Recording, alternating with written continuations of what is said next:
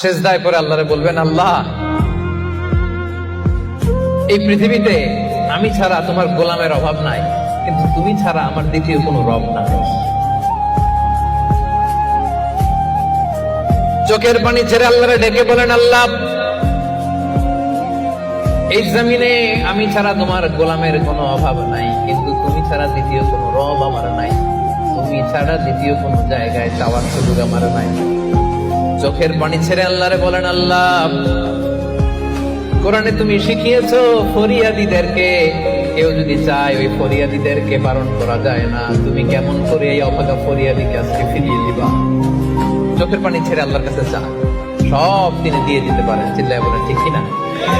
গোটা বিশ্বের সবাই আমাদের যার যা লাগবে সব যদি আল্লাহর কাছে চাই, আল্লাহ যদি সবাইকে সবকিছু দিয়ে দেয়, আল্লাহ বলে আমার ক্ষমতার 1 ইঞ্চিও কমবে না। চিল্লায় বলেন ঠিক কিনা?